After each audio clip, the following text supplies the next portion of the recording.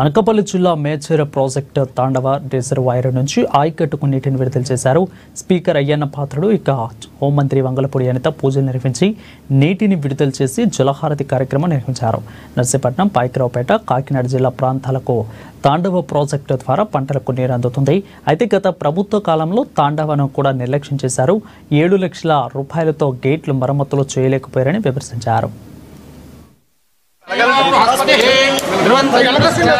ఆయకట్టు మీద సుమారుగా 50,000 పైగా రైతు కుటుంబాలు బతుకుతున్న సందర్భం. ఈ కార్యక్రమానికి ఒక ముఖ్య అతిథిగా నన్ను ఇక్కడికి ఆహ్వానించినందుకు ప్రత్యేకంగా డిపార్ట్మెంట్ వారికి, మరి ప్రత్యేకంగా నా గురువర్యులు, నా రాజకీయ ప్రస్థానం కూడా మీ అందరికీ తెలుసు. అయ్యన్న పాత్ర గారితోనే స్టార్ట్ అయింది.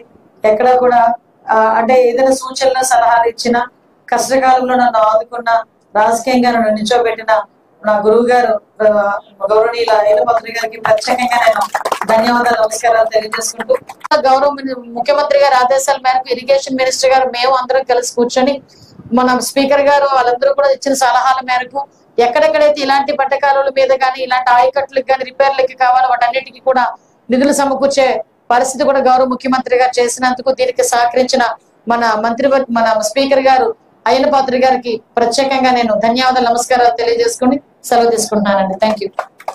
గత ప్రభుత్వం 5 సంవత్సరాలు కూడా నేను విమర్శించదలుచుకోలేదు. అథవా 4 చిట్టి బదులు మనం ఏం చేయాలో ఆలోచించుకోవాలి. వాళ్ళు పట్టించుకోలేదు. ఆఖరికి 7 లక్షల రూపాయలు గేటు పోతే గేటు కూడా వేయడానికి డబ్బులు లేవన్నారు 5 సంవత్సరాల్లో.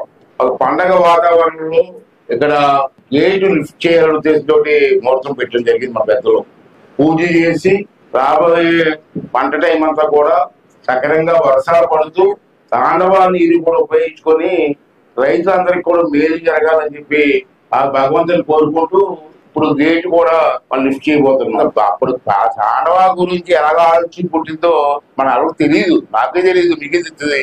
పాములాగా శ్రీరామూర్తి నాయుడు గారు ఉన్నప్పుడు, వెంగళరావు గారు మినిస్టర్ గా ఉన్నప్పుడు, తంగేడు రాజు ఉన్నప్పుడు వీళ్ళందరూ కలిసి పెద్దలను తీసుకొచ్చి ఇక్కడ చూపించిన తర్వాత అప్పుడు విత్తనం పడింది ఇక్కడ. అది స్థాయికి వచ్చింది నాలకి. ఇది దీని హిస్టరీ. వాళ్ళకి హిస్టరీ ఏంటంటే ఇందో చెప్పిన 3 కాన్స్టిట్యున్సీ వరకు కలిపి నీరు.